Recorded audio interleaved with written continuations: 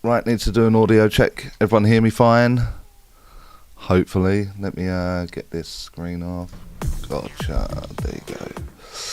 So audio, let's get is audio good? Is audio fine? We have to go through this, don't we? Quickly turn yours on quickly, Carol, if you want. Just your... Yeah. Yeah. Sounds alright, doesn't it? Cool. So welcome everyone, live Q&A. Can't get used to just talking to myself, doing all the Zoom that I do. So welcome to tonight's live feed. I do these live feeds to help out, you know, people that can't attend classes maybe for whatever reason, time, money, whatever it is. I can go over and maybe give you some mechanical things to think about, problem solve any kind of issues you've got. That's what I'm here for, so you can whack that in the chat and we can go over it. I can draw you some funny pictures on the board behind me, and I don't know how long we'll go for, but we'll go till I get fed up or you guys get fed up, and we'll go from there. Over the course of the live feed, I have deactivated ads. So if you get an ad, you probably should tell me, because I have deactivated them. But YouTube keeps overriding it, so that's one thing. I don't think I've got anything to plug. If you want anything, it's on the website. The website will go in the chat. Classes, information on residentials, you know, that kind of stuff. We can go from there and check that out. So, but the audio's good because it's just under. They're saying it's good, so cool. Yeah, I think that's it, isn't it? I don't think I've got to cover anything else. Just got to go through your questions. I'll be here for as long as these questions are. We'll take it from there. So, Jenny, hi from Florida. Hi, Beekeeper. Looking forward to the chat, Charlie. Well, we're here now. It's began. So, I mean, I should be having the week off, but here we are midweek and I need to be doing something. So I asked Carol to organise a live feed. Beekeeper, their first question straight in, cool. So where do you think the future of mediumship or trance is heading? I think they're both heading in separate directions. I think you need to separate them to fully answer the question. So mediumship, firstly, I think the standard or the quality has to be recognised. There is a tremendous amount of psychic work being done on public platforms across the globe, from what I see on lives on TikTok and Facebook and, you know, the internet. There's a tremendous amount of psychic that's being conducted while an evening of communication is the title. So we need to be very clear on that. So at a public dem, to give it a kind of structure, and a structure that I completely agree with a lot of the SNU training, is time. One, keep them links within a recognised time stamp. 7 to 10 is a really good, 7 to 10 minutes is a really good time structure.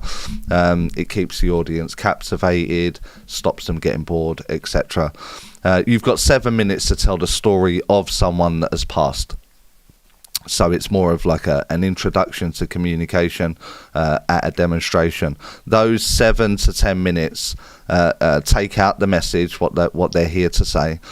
That 7 to 10 minutes should be evidence of the communicator, who the communicator is. So because the job of the medium is to prove beyond a reasonable doubt that there is a communicator, a spirit world, and that would require the evidence of, let's say, mum talking about her, which would be evidential, which would be validated by the client.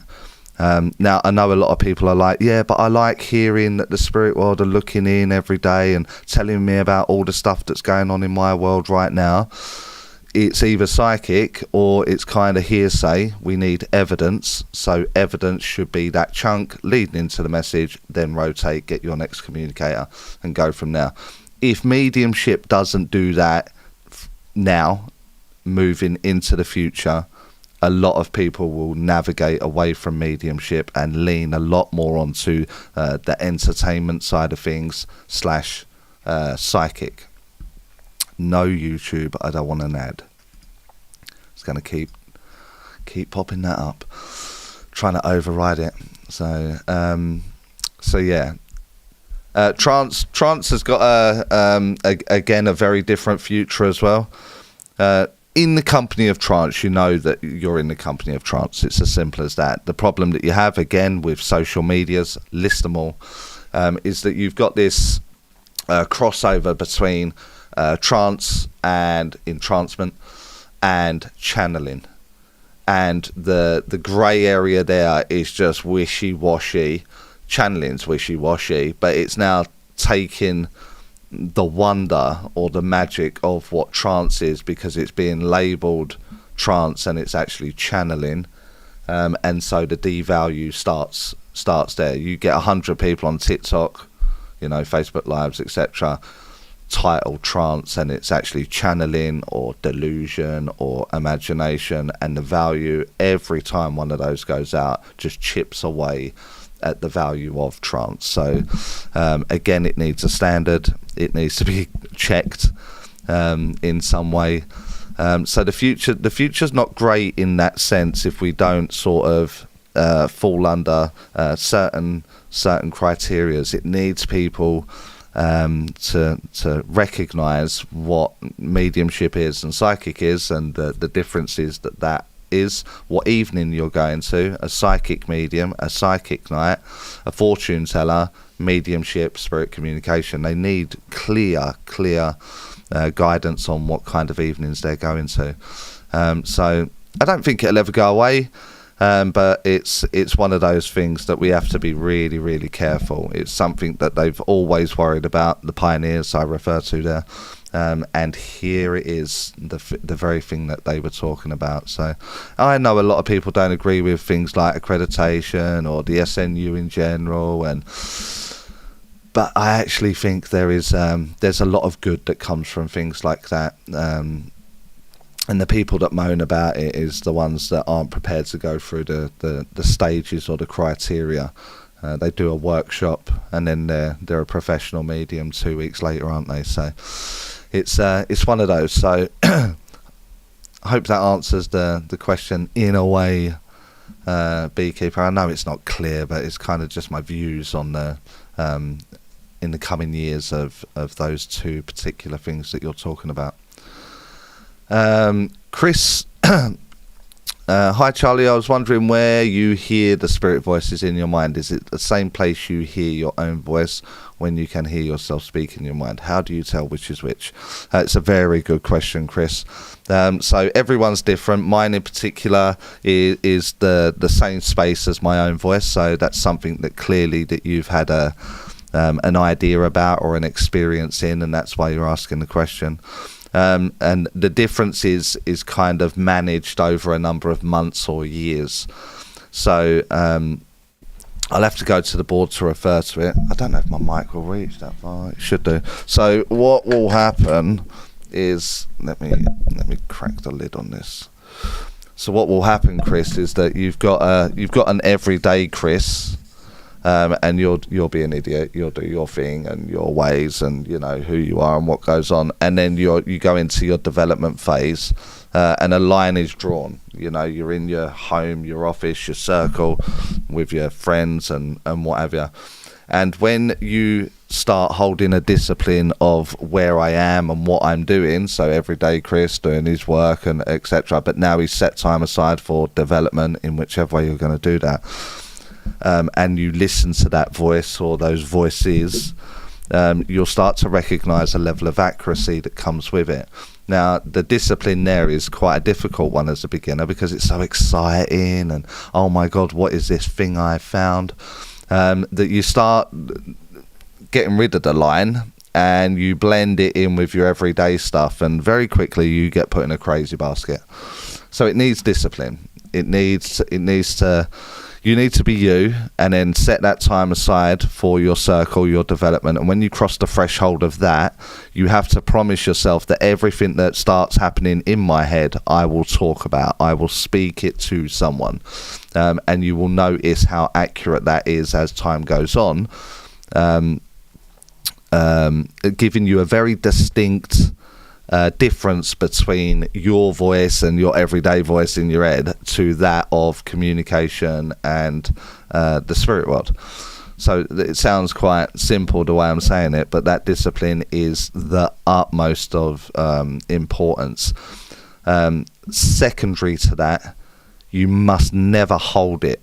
So if you've crossed the threshold, you're in development, you're in your class, you're on Zoom, you're doing whatever, and it starts to rotate round in your mind, that thing happens, those voices begin because you've set out the stall to do a practice read or, whatever that is. You must never hold the information. The information will start to be diluted or embellished in some way or another, and that will bring the accuracy down. So as it starts, you speak it, you get your yes, and it begins again. And then when you've done your circle, your Zoom, your event, whatever it is, and you go back to being Chris, you ignore those voices. You just ignore them, and that creates that line of I know when it's them and I know when it's me. Hope that answers your question, Chris. Beekeeper, in your opinion, is the spiritual community becoming more kind? That's a wind-up, innit? And in service of spirit first, not solely for fame? I'm afraid not, Beekeeper. I'm afraid not. So, how many mediums do you know online that have books? That have books, for one. That have books, self-promotion. I want to do the spirit world, I want to do communication, but I need to know who you are. Is self-service, that's satisfying you for a demand, etc. So if anything, it's gone the other way. It's self-gratifying first, demanding or under condition. I need these 5 things from you, or I won't say it. Is kind of self-fulfilling, not in service of. So there's not many that aren't going in with a particular demand or a need to know, a need to understand, or where is this going, where's this leading, and that is self-fulfilling. That's of the individual needing, their own boxes ticked. That doesn't sound like service to me. I think the fame aspect's always going to be there. Because it is a wonderful skill set if you take the time to learn to use it, and with that comes a little bit of attention, especially if you get good. So the demand kicks in, and you've got to write a book, or you've got to do a theatre, and those kind of things. So the reality is the subject's so big, and the variables are across the board with every single client that enters the room, that things like a book can't be textbook mediumship. There's no such thing as textbook mediumship. You need to understand the variables. So unfortunately, I think it's the polar opposite to the question. Sorry, Beekeeper Weaver. Patsy's Tarot Musings. Hi, Charlie. Glad I could catch this live. Cool. Thanks for coming. I saw you in Sutton-on-Sea a couple of weeks ago. You brought my rude mum through. You was great. Thanks very much. I actually think, was that the one where it was freezing? Yeah. I actually remember your mum as well, so I don't remember many of them, but that one I do, because she was extremely rude. So thanks for joining us anyway, and thanks for coming to the den. Let me have a drink.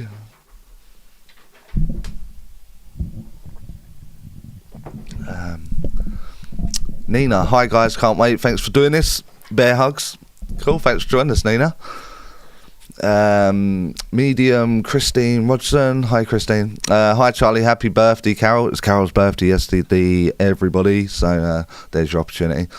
Can you explain where the mind goes when you need to repackage or give the evidence of another way? Meaning, are you still under 13 hertz? So firstly, I need to draw a chart so the viewers understand what the question is. So in your mind, you tend to run at 27 to 35 hertz. Everyday stuff, normal stuff. Meditation will be kind of round here. 13 hertz, that's a terrible free. to 7 hertz is kind of where mediumship takes place. So that would be the altered state that most people are talking about. So as I'm in my communication, I've got the man, and the man's telling me this particular thing, and my client doesn't understand it. Christine's asking, where does my mind go when I think I need to think to myself, how else can I say that for the client to understand that? And that will move you to here. So I need to think, what else could that mean to me as the instrument? And I find my repackage. I then offer that to the client. The client says, yes, I understand that. Then I remind myself that I was with the man, which will draw me back to the man, and now I can get my next statement. So it would be thinking, Christine. So it would be above the 13 is the answer. Jenny, yep, cool. Yes, okay. Amy, yes, I can. Loud and clear. That's when I asked for the audio, wasn't it? So I don't even know how to say your name, so I'm going to say Anne. Hello all, Charlie. Can you recommend a reading list, please, and where to start as a newbie, please? Yeah, my recommended reading list is burn every book you're about to read. Do not read them.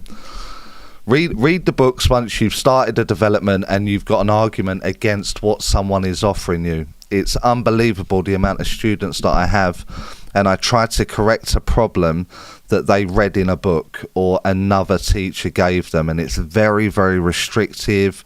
It goes in as a foundation, and you kind of read it, so it's gospel, it's absolute truth, and then it's very difficult to get away. So you'd be better off starting a development, sitting with friends or a circle, local spiritual church, if that's available for you. You do you find your mistakes, you find what the problem is, you jump on a live, I give you the answer, you go away and try it again.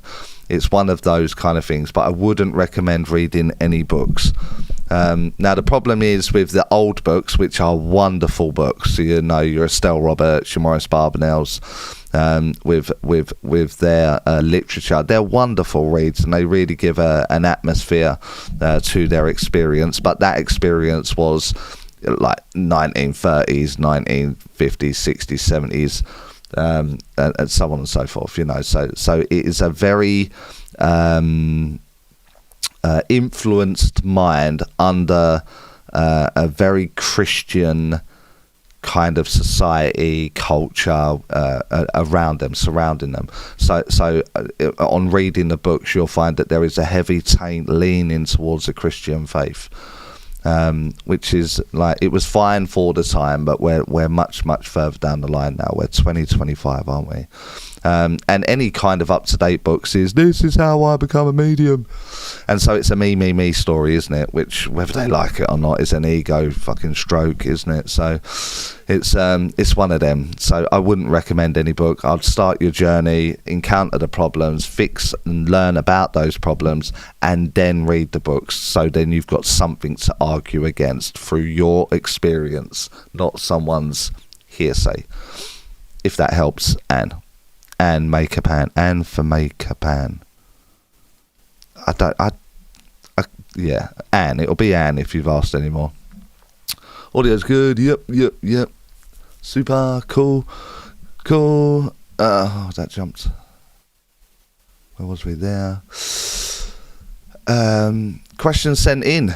They can't make the live. So it's from someone called. From Lauren. I started thinking about energy imprinting. My husband passed in a room at a local emergency centre of the hospital. If a person needs to use the services of the hospital and you go into a room feeling anxious and fearful, what can you do discreetly to change the imprint? I was thinking about all the people involved in trying to resuscitate him and the energy from that. I think you're looking a little bit too much into the particular criteria. So if you take any kind of psychometrizing, and so you enter somewhere like a classroom, and there's loads of kids, and there's like very young kindergarten sort of stuff, nursery stuff for the UK viewers. There'll be a lot of laughter and a lot of playing, and you can kind of enter that room, and it's kind of got like a vibrancy to it because of everything that's gone into the fabric of the building. Now, if you relate that back to hospitals are not there because people are well. They're there for a reason, aren't they? To help people in that way. So even if you did something that you would consider as giving it a better energy, very, very quickly it's going to have that anxiety, that nervousness, that worry, because every single person that goes into that room is going to feel that anyway. Now, what will happen in that moment is that everything will be aligned. So I go in giggling and laughing into the kindergarten room, and I instantly align with the room and the laughter, etc. That's the same here. You with your question, I enter the room and I'm anxious and I'm worried and whatever, I've got problems and I'm waiting for news, and it's across the board, isn't it? The variables there, but it'll be very instantly matched with that of the room. So I'm not sure there's anything you can do in the energy without it being kind of overridden very, very quickly, because every single room in the hospital is going to encounter that not so nice energy. So yeah, so a different kind of question, that one, but yeah, hopefully I've explained that simply though. Add effects, no. Keep getting weird alerts. Spirits channel, good to see you, Charlie, good to see you here, thanks for joining. Hanny, hello, Charlie from Norway, thanks for joining us. Bernice, I've been told my brain doesn't stop and I overthink things. What do you do to stop yours? If I'm doing mediumship, the overthinking is going to wreck the mediumship. So it's not anything I've really got to do. If I allow it, then I know what the answer is going to be. I'm going to get a lot of no's. I don't want a lot of no's, so I've got to be disciplined. I've got to be disciplined in the don't try and work this out, don't try and analyse it, don't overthink it, don't hold it, because anything less than that, I'm going to get a no. So now you have a choice. You overthink. If you're an overthinker, I'm an overthinker, overanalyzer, overprocessor. But if I do any of those things while I'm medium, Charlie, then I know that my accuracy and the effect of the read that I'm going to have is going to be tainted or affected in one way or another. So the choice is do it or don't. Anything other than that will be an excuse. And you have to learn through a personal development that excuses don't count with mediumship. You're in service, you want to get that end result, then these are the things you must do. So don't overthink. Simple as that. It really is as simple as that. So because you know the answer. Now what will happen is you'll do your read and you'll manage not to overthink it. You'll get to the end and then you'll pick the bones out of it. You'll over process it, but it's after the read, so that's okay, but not during it. So that's how I get around it. If I'm going to overanalyze or overwork it, then I'll do it post-mortem, post after I've done the read, the dem, whatever. Then I'll go through it after that and see what I could have changed or done. But I get my end result in what it was that I was doing through discipline. Don't wreck it, because I know the result. Albert from Chester. Hi, I was in Chester yesterday, so free time, not working, just free time. So made a quick trip up there. So little day out, piss in the rain. So got drenched and come home. So thanks for joining us, Albert. Agility bits. I would love to contact your great grandfather in spirit. Is it possible to choose the connection you want to do the people Is it possible to choose the connection you want, or do people come forward randomly? Controversial subjects. Depends who you go to, agility bits. So my first question to you would be, have you met your great grandfather? And if the answer is yes, then I'll go get him. I'll do it to order. If you say no, then there's no validating point that I can give you for a duration of a read. So that won't be. It's not that it's not possible, but it won't be considered evidential mediumship. Some mediums will say they can't do it to order. That's a skill issue. and some people will say that they step forward randomly. Mediumship and in its philosophy is a oneness. It's a fatherhood of God, a brotherhood of man. So spiritual principles 1 and 2 right there, which in layman's terms is saying oneness, omnipresence. It's always there. So if it's always there, then I can navigate to the one that is always there, and then I can move it forward through into communication, and get my validation to say that that person's there. So, but it does depend on the medium, on their development, on their philosophy, on what they're doing. So it will really depend to the individual that you go to for that read. Check it out with Charlie. That's cool. Yeah, I finally made a live. Welcome to the live. Every bit of me wants to click your name now and see what that is. So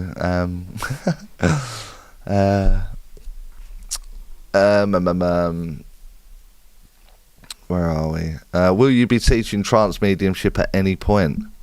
I have. I have. I've done it. I have done it a number of times. Not recently. What was it? Last year, Carol? Year before. Not last year. That wasn't like it was last year. Wasn't it? I thought it was. It was last year. So, yeah, I done a residential last year on trance. I don't know if we've got anyone in the chat that was on that, but I think that was very, very successful and everyone enjoyed themselves. I don't teach it online. For personal reasons, really, for safety reasons, not that anyone can be harmed, but it's such a deep state that you can enter shock quite easily, and I just can't reach, I just can't get there. So I steer clear of online teaching of trance, but I do teach it. So I don't know where you are based. Check it out with Charlie. No idea. But yeah, so, and I'm not ruling it out for future residentials either, so who knows, we'll see. Radiant Moon Reflections, some cool names in here today, isn't there? Charlie, is it possible to explain the mechanics of connection with spirit to get in more detail? I absolutely can. So let me just quickly draw this. I'll just go silent.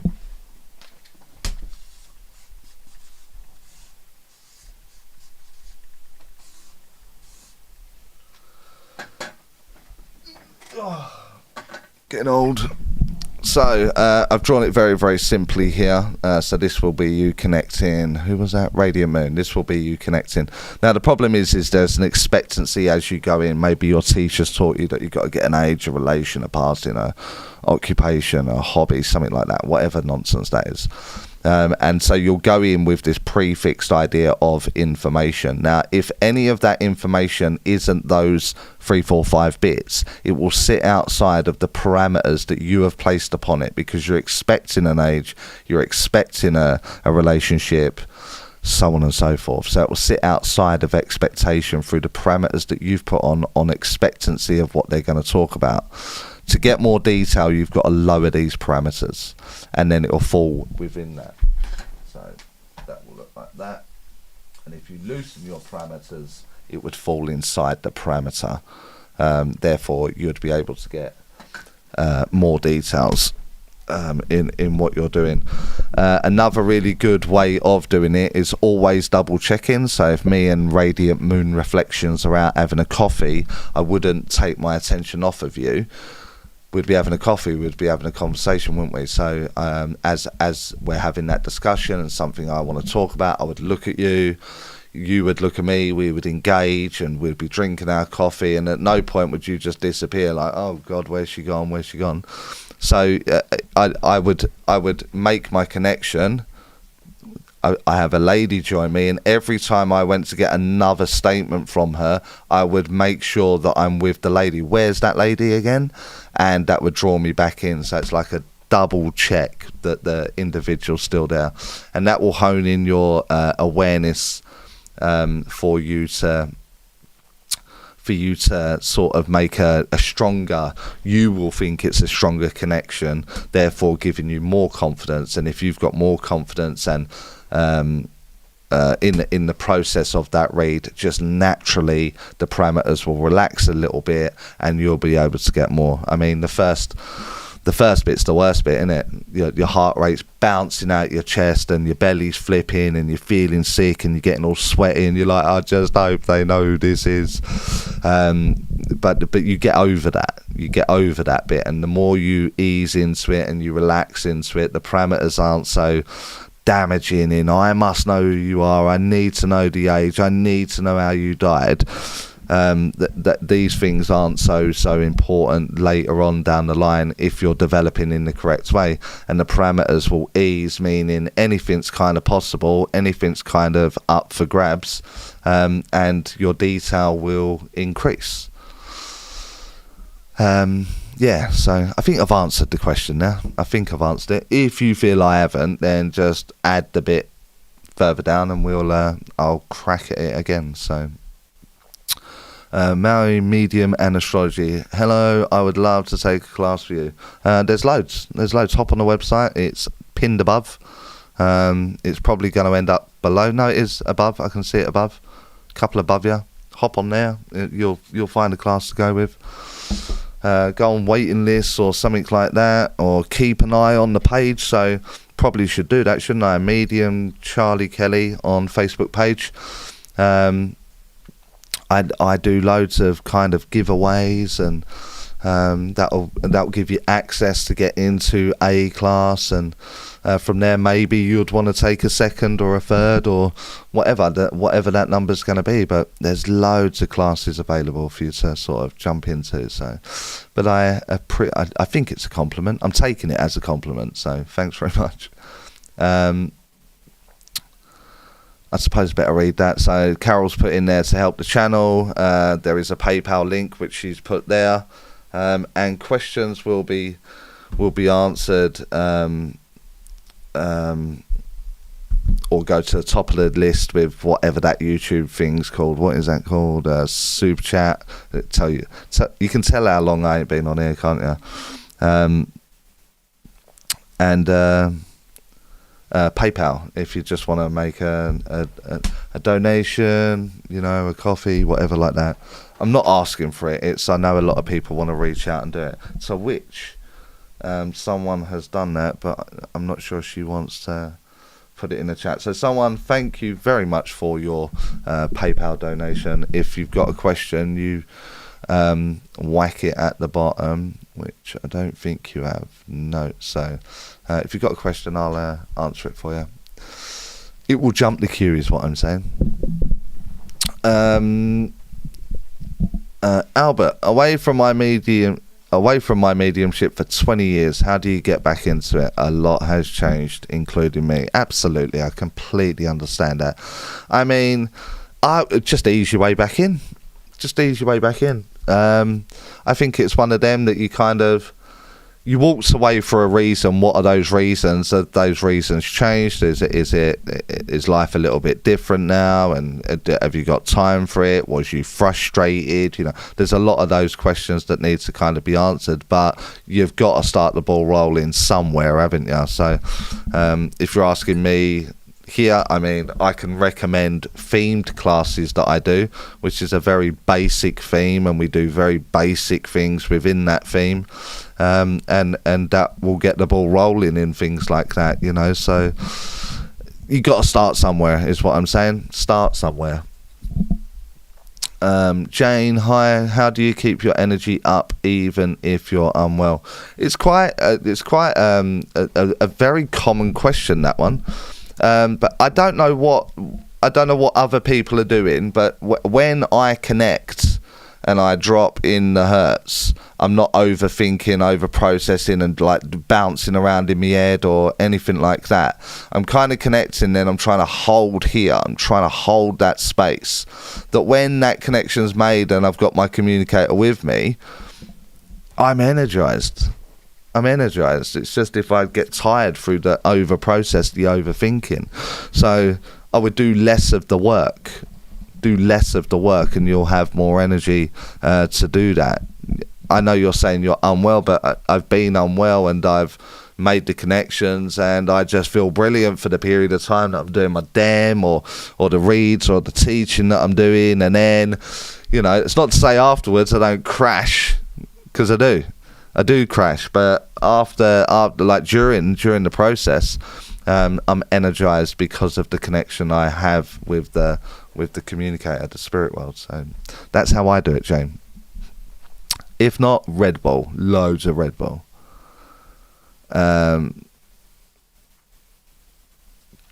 My friend Schmieder has a message retracted. Are you swearing at me, Schmieder? Are you swearing? You having a go at me?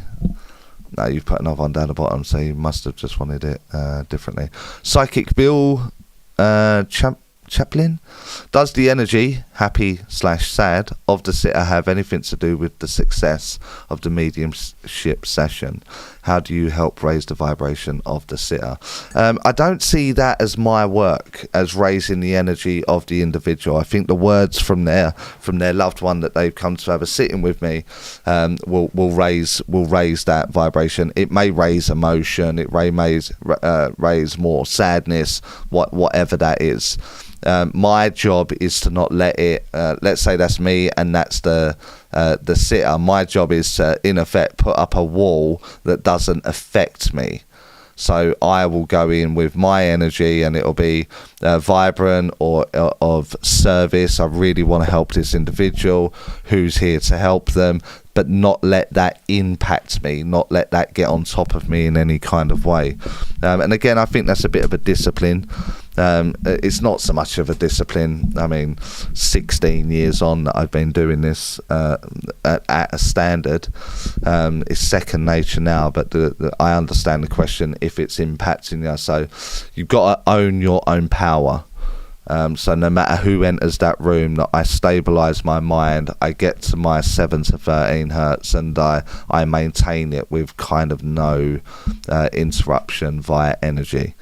But that's how I do it. It's not really, you know, they're going to be, a lot of their energies are going to be lost, broken, heartbroken, you know, guidance, whatever it is. It's going to be a little bit flat. So if we can just get it up a little bit via the communication, then the spirit world win, don't they? So my job is to stay as clean as I can in that process and not wear any of that excess baggage. Good question though, Bill. Medium Mia. So a lot of people owning their mediumship lately, isn't there? So well done, Mia, owning that one. Hey Charlie and Carol, nice to see you guys live again. Thanks for joining us. My friend Shmida, I've taken your online classes and they are the best mediumship. I should have read that before I read that out. So thank you very much, Shmida.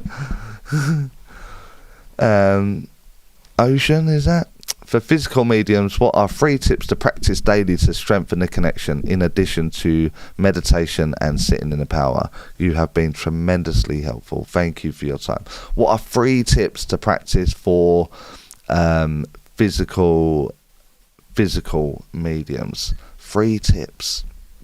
I think I would take out meditation as like one of my top tips. I would take that out.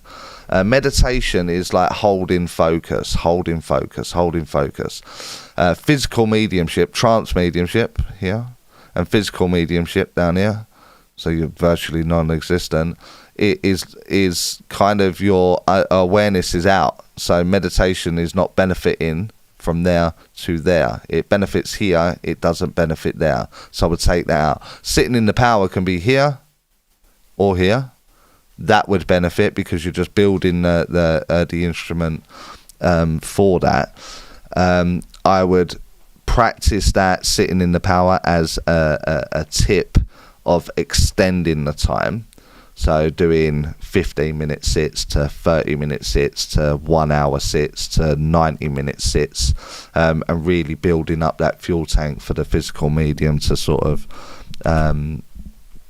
really start using or holding the energy for longer periods of time, which means in shorter spells the spirit world haven't got so much to do there. That if there's any tip, it would be that one, not free. You obviously need to understand how you respond to food and intake of fluids, things like that. You need to kind of work out. But yeah, it would be only one tip, and that's sit with the team. And from there, it would just so fast. It would just increase so fast if you just done them increments of time. Jenny, question. I'm a newbie. That's cool. It's absolutely. I think we're all newbies, really. When I see a stranger's photo,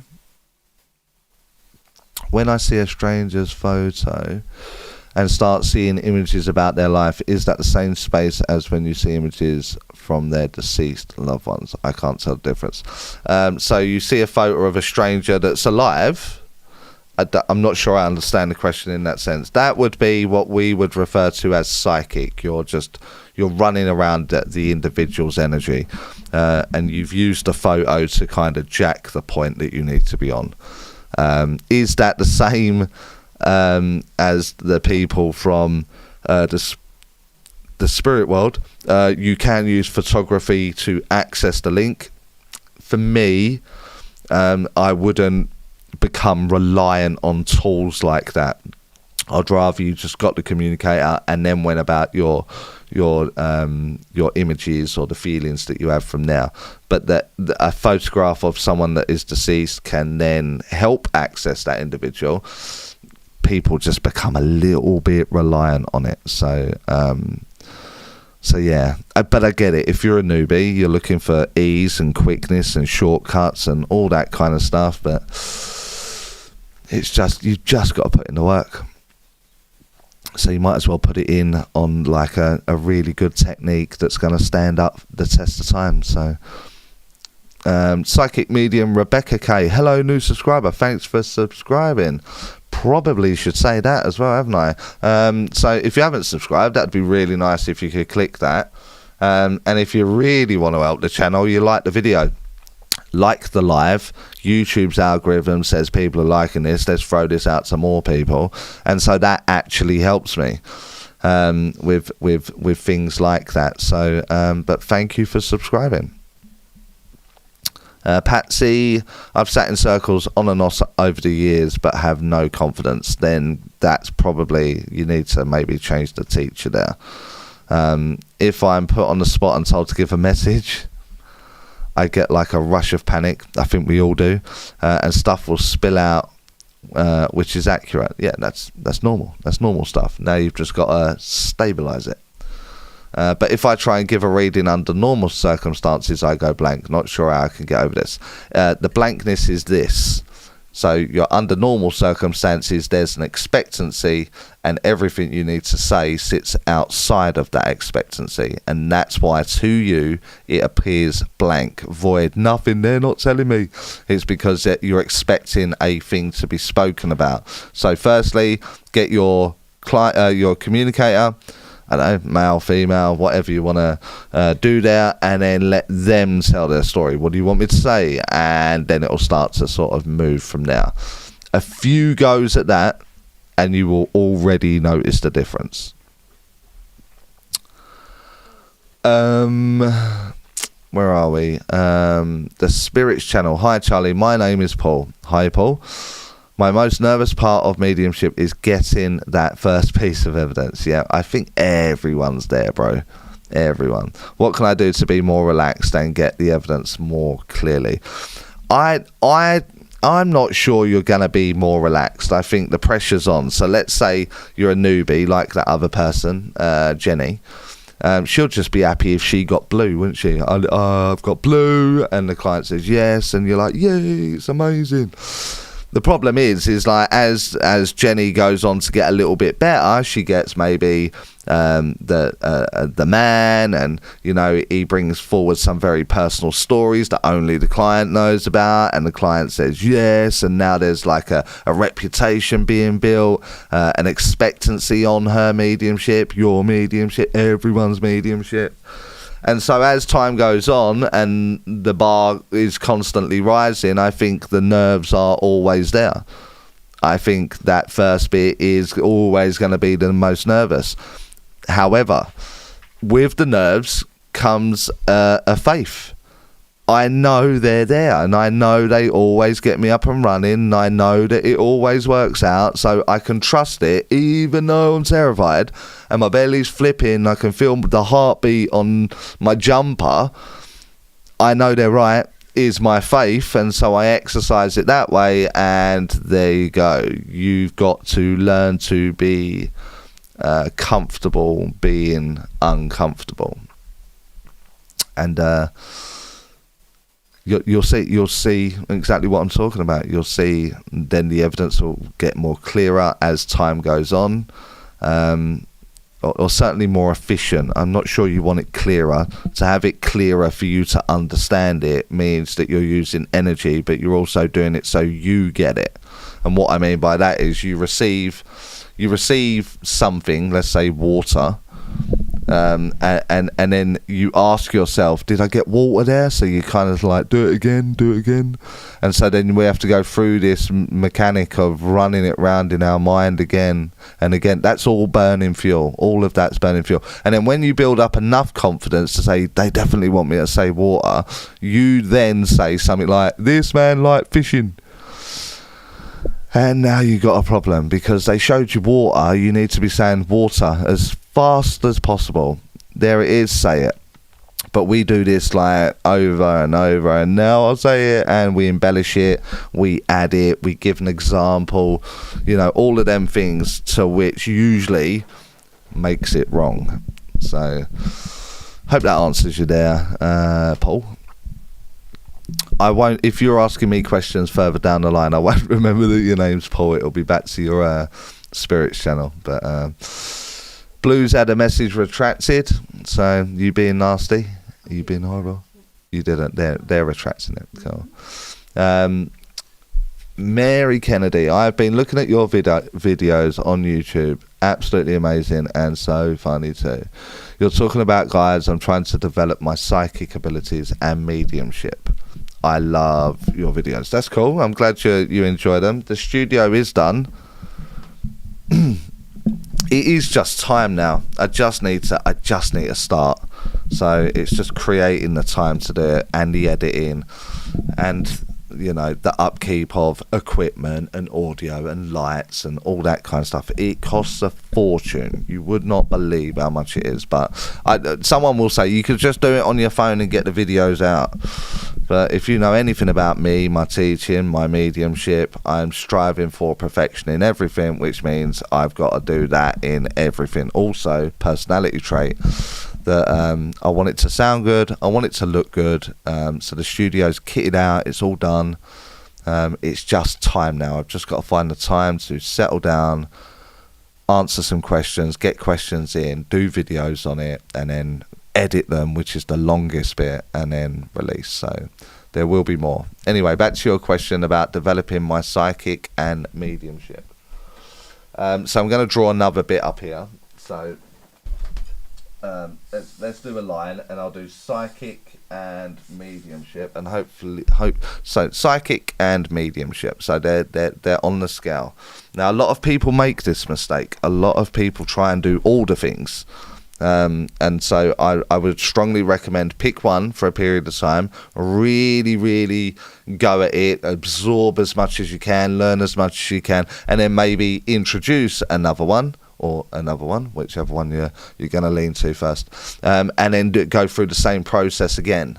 of really absorbing and understanding what it is that you're doing in the way that you're doing it.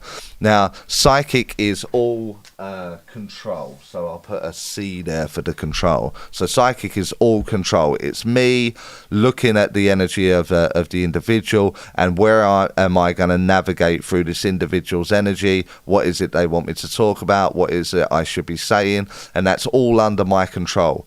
Mediumship is complete surrender. So it's all surrender. So like, oh my God, I got a client here, bloody hell, what am I going to say? Who's here? And here's a man and he wants me to say. And so I'm surrendering to that. Here's my mind. Use my mind. What is it you want me to say? Which is a complete surrender. And you can't mix the two. They're complete opposite ends of the scale. One's full control and one's full surrender. And people that have gone into psychic first and then moved over to mediumship, they will use words like, I'm trying to surrender. But you've developed a skill set that is under 100% pure control and is very, very reluctant to let go of the reins through the surrender process. So my advice would be learn surrender, and then controlling an area is going to be easier. But again, that's just my opinion. But I wouldn't mix the two. I wouldn't, it's mixing the two where you see psychic medium, naming lights, theatre, and it is usually an 80-20 split, 80% control, 20% of a little bit of surrender and a little bit of evidence. But the majority, really leans into the controlled aspects. Really leans into that psychic part of the title of the evening. So like, I love carp fishing. I love it. And if you know me privately, I drive through Europe and I go to the most beautiful landscapes I can find with lakes and try and catch what I want to catch and etc. But I'd never bring my fishing gear to mediumship. I'm never sitting here with a reel and a rod while I'm doing it, So they're two completely separate disciplines, and so is psychic and so is mediumship. So now Starlink may change that. I might get a Starlink set up and get my van converted and then just go travel through Europe while fishing, then run a class quickly. That may do it, but I just so yeah, hopefully that answers you there, Marie. Yeah. AMC, beginner in mediumship, cool. Doing okay for a beginner. But I feel that my delivery of evidence and messages to the sitter is poor. Any suggestions on how to improve? I get so nervous and lose confidence. And that is a very typical thing. And the thing that you'll be doing will also be a very typical thing. Learning or developing mediums, beginners, intermediate, advanced, they all try and fix everything at once. Every single person. So let's draw a bigger picture. And what you want to be doing is learning or teaching yourself how to navigate, rather than trying to fix all the stuff. You just want to spend 2, 3, 4, 5, 6 weeks on an area. So I want my placement to be quicker. So let's do that, and I colour in the placement. Once I spent 6 weeks focusing only on placement, then I know that that's good to go. My placement's under a minute. And the client knows exactly who I'm bringing forward, and that's because I spent 6 weeks on placement. Then let's say I'm focusing on the pause, so I keep pausing during my statement. So I've got to speed up that pause. Then spend 2, 3, 4, 5, 6 weeks on just a pause, and then we kind of get there. We get good at that. We get better at that, and because we get better at that, we've kind of ticked the box. We've accomplished that. Now let's go to layering and getting more evidence, and like holding time. Let's get better at bringing more and more and more through. So we get another one, and we spend 6, 7, 8, 9, 10 weeks doing that bit, and we get decent at it. Then we can move into transition from opening to getting evidence. So transition's nice and simple, nice and easy, and then we complete it. Well, we don't complete it, but we get better at it. We get more complacent. more confidence in opening, in layering, in depth or evidence, all of those kind of things. And you've only spent 3, 4, 5 months doing it, and you've got all of that ready. And now we're thinking like, I want to have a more in-depth message, but you've got to learn to transition from the message. But you've been learning how to transition from opening, so it's got to be the same to transition from evidence to a message. And you've already been developing layering, so the message is going to have some clout to it. So let's spend 6, 7, 8, 9, 10 weeks on depth of message. And here we go. Now you're less than a year in and you've ticked all of these boxes. But mediums don't do that. Mediums are like, fix all the things in 3 weeks. And then they moan 2 years down the line where they're like, I'm just not getting anywhere. I'm just not progressing. Maybe this ain't for me. So that's where the problem is. You're trying to do all the things all at once. Pick one thing, focus on it. It takes 6 weeks to learn a new habit. 6 weeks. So even if you maxed out at 6 weeks on all the little transitions and depth and layering and message and opening, and 6 weeks for a new habit. Scientifically proven. 6 weeks for a new habit. That if you spent 6 weeks on trimming down a pause, you will not have a pause 7 weeks in. And you're only 7 weeks in. So stop trying to do all the things. Pick one, get good at it, give yourself the pat on the back. You've got a little victory. I did that this time. The rest of the message was shit. The rest of the link was shit, but I placed it perfectly and that was my focus. Well done me. Next, and go again. People are judging the whole thing, the whole read on quality, layering, depth, timing, pause, to someone that they don't know. You may know them from a monitor, screen friends, or a complete stranger, and getting that information from someone you don't know, completely don't know, you've never met them, you've no idea, and you're trying to judge the value of your words through one of these workings. You're trying to judge the value when you have zero context and zero context on what you're giving. How can you value that when you don't know the people that have come for a chat? And that's where mediums go wrong.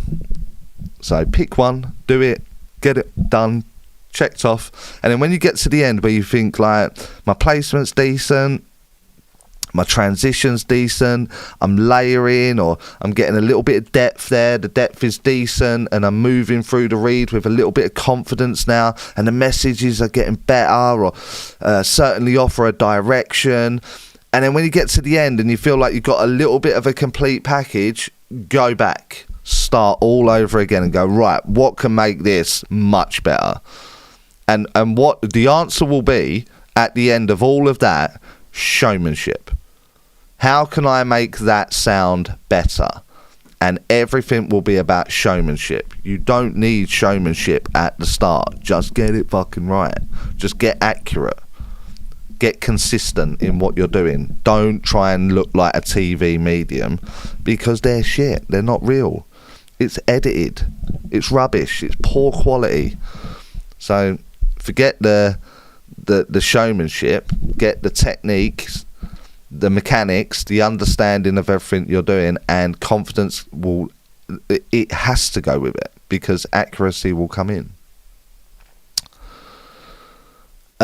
Check it out with Charlie. It's my daughter's channel. She just started. She's 5. Oh, that's cool.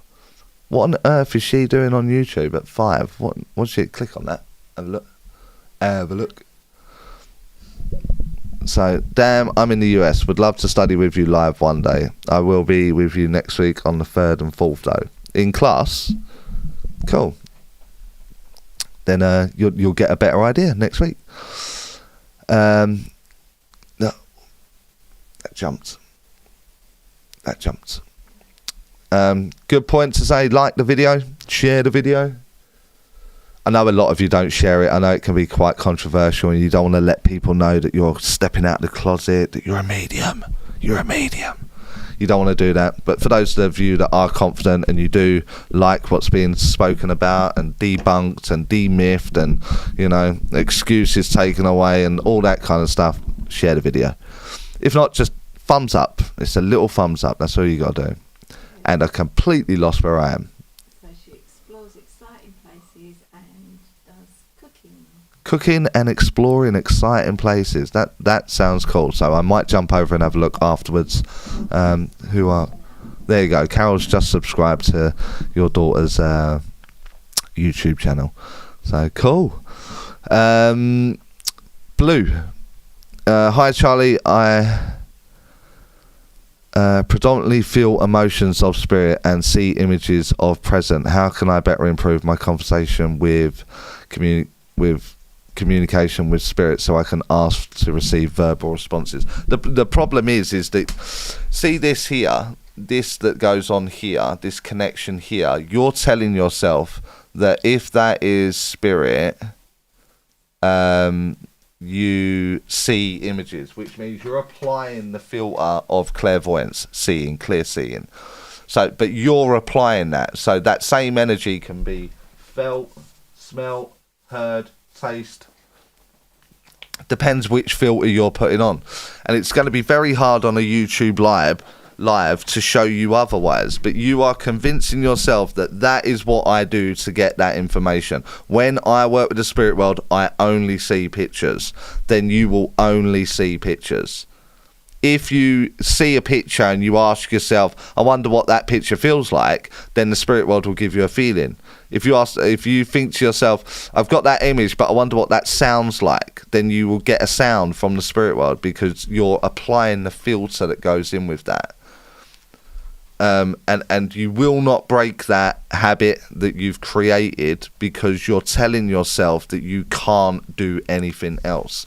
So first you've got to release the parameters of you can't to one day I might hear, one day I'm gonna hear, you know.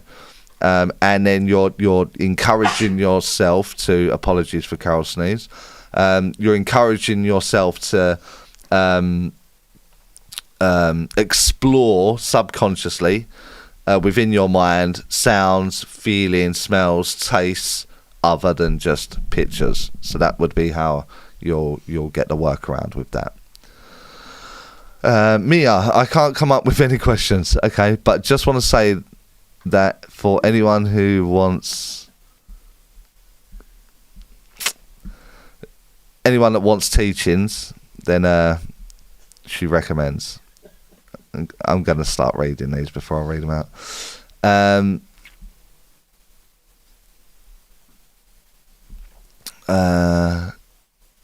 Cool. Albert says, cheers for the answer. That's cool. That's what I'm here for. That's what this live is about. How long have we been going? Does it say?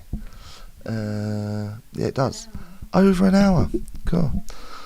I didn't think anyone was going to turn up, to be fair. So, I'm trying to help people with mechanics and discussion. Let me debunk that for you. Let me out. And like you got, I don't know how many's in here now. 60 something, is it? It's going up and down, up and down. 69.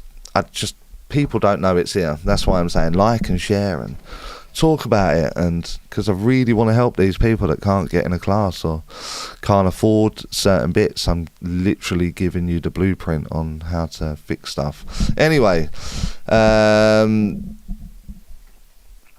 you have a most magical or memorable message from a spirit and response from a sitter? There's loads, Beekeeper, loads. I think I can very quickly tell you a couple that I liked. I was working in just outside Zurich in Switzerland. It's German speaking in Zurich, and I was doing a one-to-one sitting through translation. I needed a translator, and as I summed up the read, I'd done the evidence, I'd done the message, and as I was signing off, audible in the room on the recording, you heard kiss, kiss, kiss, and then some word after it, and I don't know what the word was, but it was translated to like I will always love you, or something like that. And that wasn't me. That wasn't the CEO. Just like kiss, kiss, kiss around the room, and then I will always love you. And it was caught on the recording. So a beautiful moment. The client just sobbed for like at least an hour. So it was a really memorable one.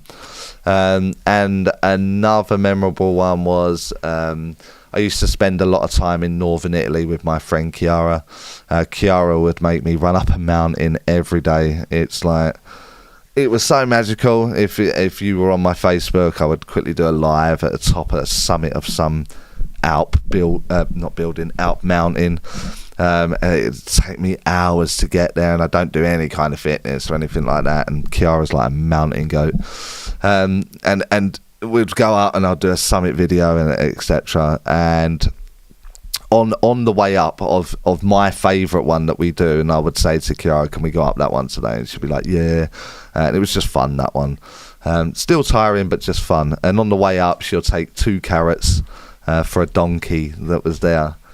And the donkey's a big part of the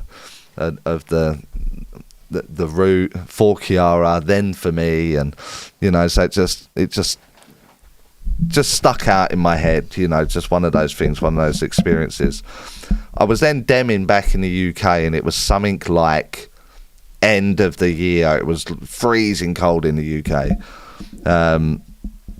and you couldn't go out without like a heavy coat. It was fresh. I know it was cold. And I was doing a dem, and I ended up working with a client in front of me.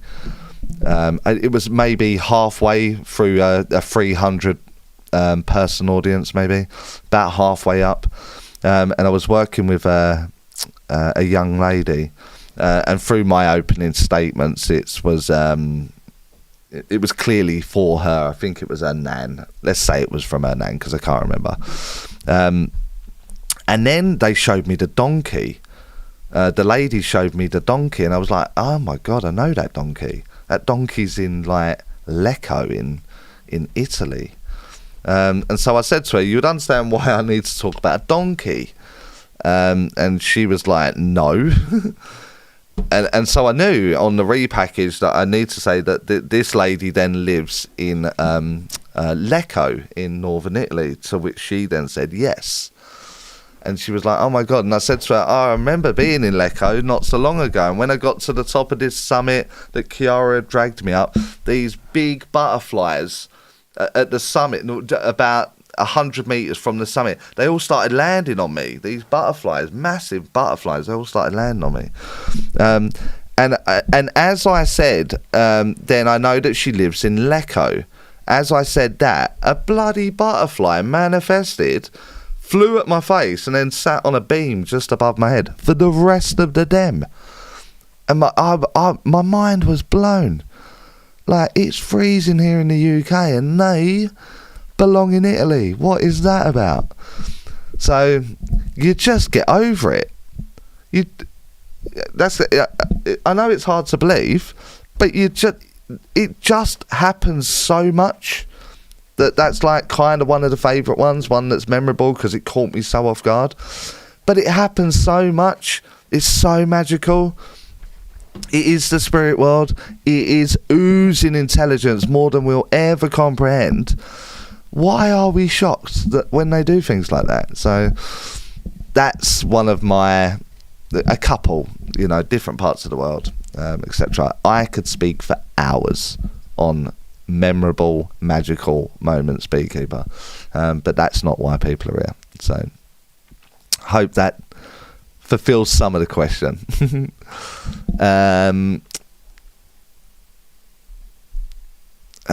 That's you. Would you do your development the same all over again? Absolutely not. Absolutely not. I wasted so much time. I wasted so much money. So much money. Yeah, I was listening to idiots. I'm clearly listening to people that don't understand the subject that they were teaching. Clearly didn't understand it to the extent that I believe that you need to.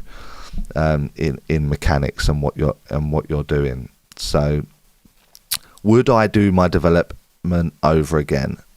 The same way over again? No, absolutely not. I would wish that I recognised earlier that me needing to understand why I need to say something from someone and give it to someone that I do not know, which was a lot of teaching. Why you need to do that is beyond me. And I spent so many times trying to do that, or understand the story, understand where it's going, and that's because a teacher told me to do that, or teachers. I can't blame one, there was many. So absolutely not.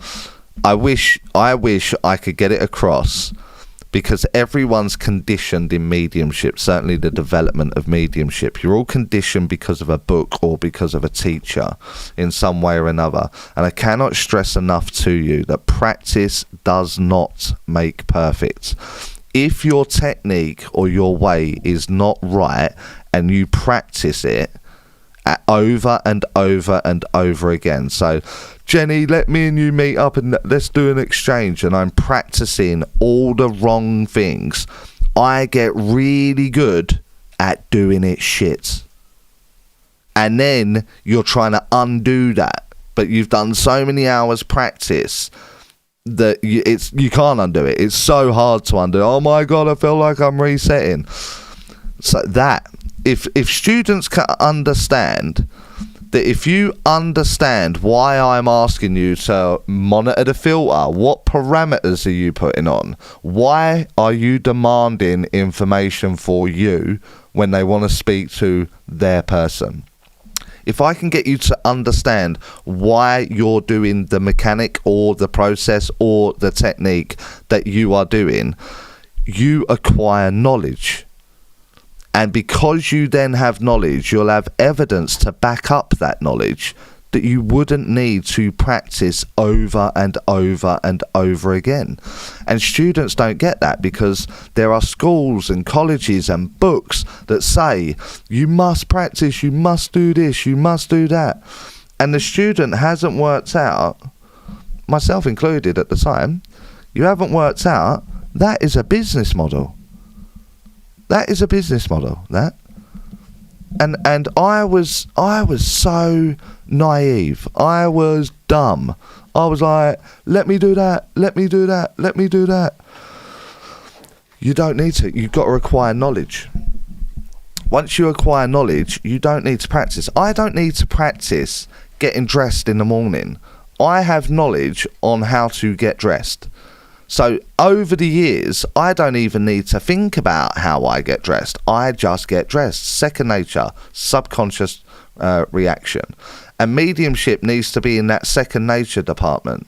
You understand it, now you do it again and again and again, that you don't even need to think about it, because you got the technique right.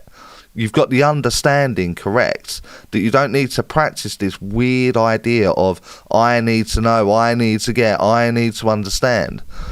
If students could do that, if I could impart one thing like that, it would be that. Acquire knowledge. Don't practice. Acquire knowledge. And that will just help development so much more. I wasted so many years practicing. When I should have been, I wish I had found a teacher that was explaining why we're about to do this next exercise. This is what you should expect. This is the reason that you're doing it. Now go do it. And then see the results for yourself. So, and that's how I teach.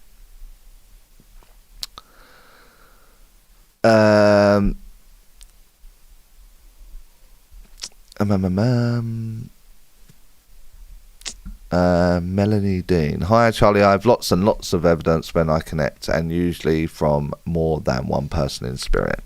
That's already a problem, so let me we'll go back over that. How do I break down who is giving me, and instead of it being in one clump? There, so that's what that is.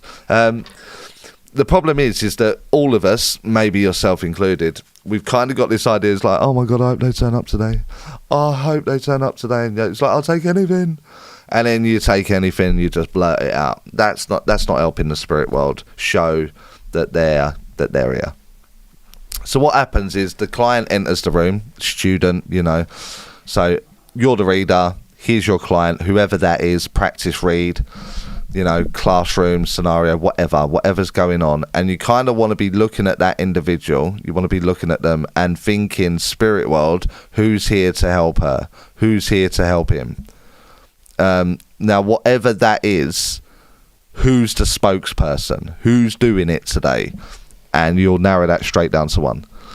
And now that one, providing you hold your mindset, you keep checking in with that one, all the evidence will only fit that one, to which the client can validate, and it's not jumping around all over the show and looking a little bit dysfunctional in its process. So that would be the first thing that I do, and then you can layer onto it after that. But that would be the first thing that I do. I need one person in, which you would do at home.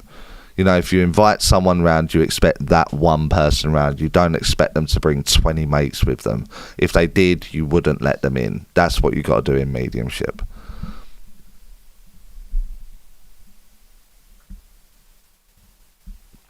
I had to read that one first before where it went. So, in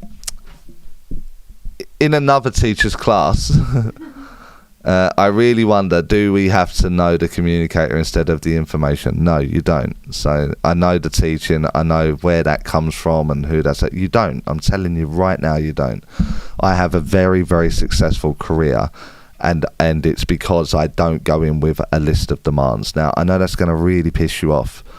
And I know what kind of money you've spent up to this point in that particular class. I know. But I promise you, you don't need it. It's going to ruin it. Now, I don't know if anyone else has been in those classes. I know students that have been in these classes or associated with said classes. And when I finally got hold of them, they instantly see the difference in their own mediumship on how it moves. So you don't need to know who it is. It's not for you. You're the bridge. They want to talk to this person, and they have to go through you. That is better drawn like this.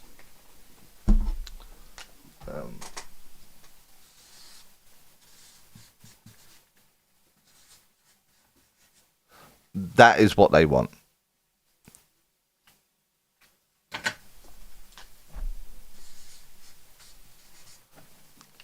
But you get in the way.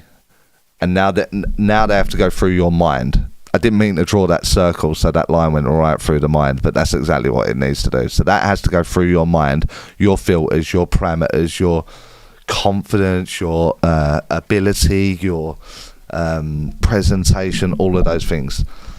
Now they're desperate. They just want to talk to their person. That's all they want. But they have to go through you, the medium. They have to.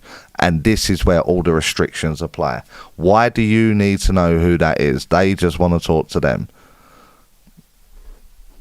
Very simple drawing. Very simple to understand.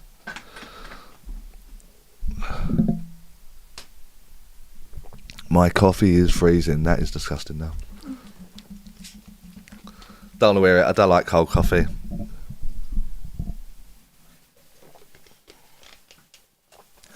Okay, so oh god, let me just read the end of that. Radiant. When a medium says, they are saying to me, is this clairaudience always, or can they show you a symbol, or are they actually talking to you? The likelihood is they're not talking to the individual. This is what I mean. You've got to understand what mediumship is. So the essence is the energy that the spirit world is sending, and then after that it's a filter on the mind of the medium. Now the problem is with a statement that says something like, they are saying to me, they are telling me, if that comes back no, you look an idiot. There is no moving away. You cannot get out of the way of that. Because the client will then say, well, you're wrong. Why would they say that to you and it's wrong? Why would they do that? So it's one term that you kind of want to get away from in what they're doing. But it's received in energy. So again, a lot of people are not going to like this, but there is no voice. The voice is left on earth. The voice is here, isn't it? Vocal cords and air from my lungs going over vocal cords and coming out. They don't have vocal cords or lungs, so that no one's saying a thing. It's essence, it's spirit, it's energy. So yeah, it can be whatever you translate it as with whatever filter you've got, but you're getting it in its purest form, then translating it.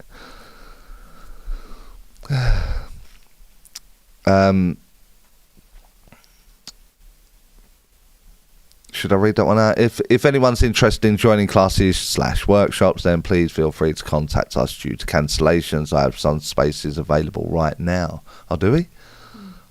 Okay. Ocean, what is a safe tip to provide a physical mediumship session with a sitter? What is a safe tip? I'm not sure I understand the question.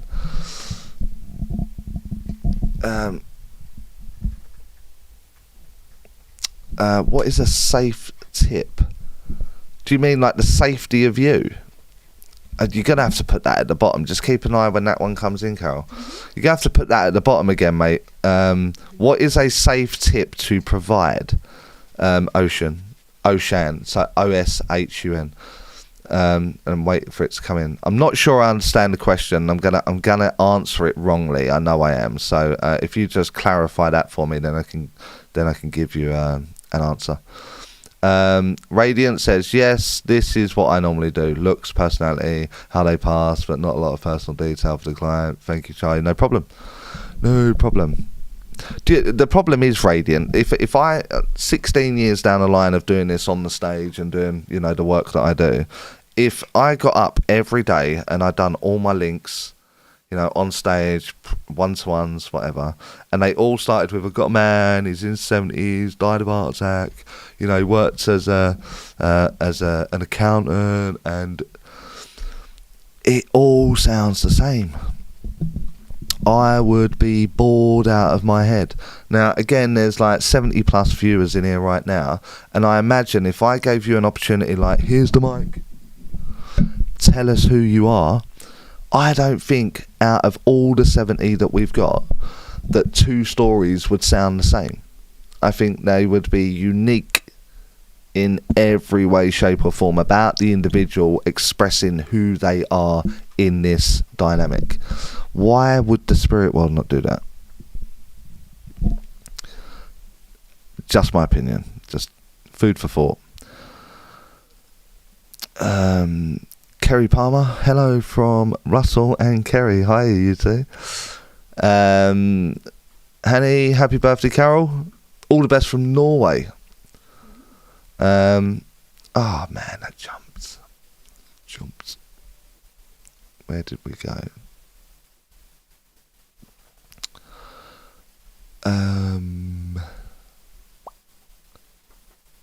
I found you. David says, hit the like button, people. I agree with David. Rob, what an absolute pleasure to have you and Carol as my mentors. Rob of Robbie Down. Nice to see you on, Rob. Zan, I assume that's Xander, right? Yeah. We must do carp communication on class, Charlie. Absolutely not, mate. They've got to be separate. And Anna, what's your expansion when you get the information from spirit but it's not being taken? I've heard different theories. Some saying it's the spirits that are far removed. Absolutely not. Can it be just random spirits? Absolutely not. So it means you're saying it wrong. You've picked it up wrong. You've tried to repackage. It's not moving anywhere. So we've got to reconnect. We've got to re-establish the link. So I find my person. Where's my person? Let's move this story on. Give me a completely random idea. Let's just get it back on track. And then I receive my idea and I get it back on track and the client says yes. Too many mediums are too stubborn or too egotistical and they will say like, well, that's what they're telling me. And it's not. It's what you interpreted. So whatever that is, that moment there, the interpretation has gone wrong. You've read the situation wrong. You need another way. You need to be shown another way or feel it a different way. And then you offer that, and that should clear it up, or certainly move it closer to clearing it up. And then helping maintain the link between you and the client, and the belief in the client that you are connected here also. So it's never ever random, ever. Ocean, there you are. The safety of myself and the person to receive a message. While I'm in a trance session, I become unaware until the spirit completes their message. I'm left with asking what messages were channeled.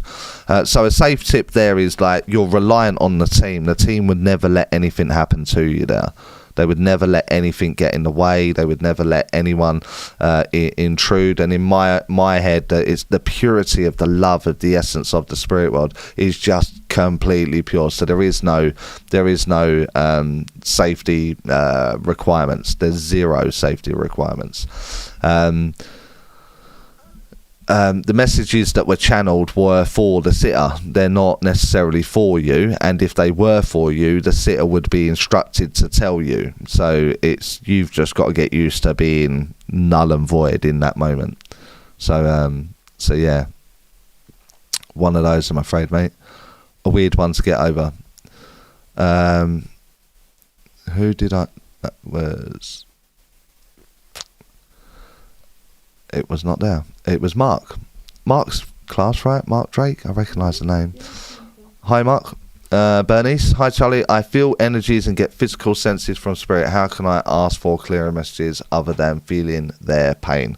Again, expectancy. You're expecting only to feel pain. Therefore, that's where your mind's going from that. Their whole story will be available when that connection is made, if I get in the right zone. And then their whole story will be available, but you're kind of in a position now where you're expecting pain, so you're only finding pain. You've become a little bit tunnel visioned.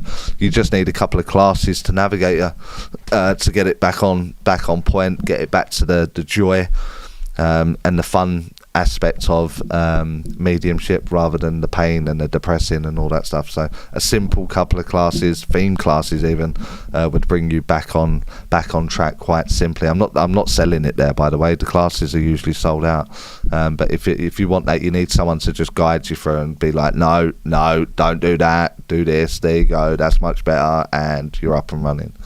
So Sue just joined a few minutes ago. We'll have to watch on replay. Love watching these. Cool. Thanks for joining. Xander, I strongly...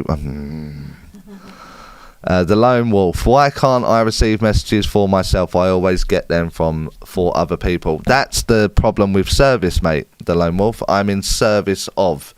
So I'm serving. I'm trying to help as many people as I can.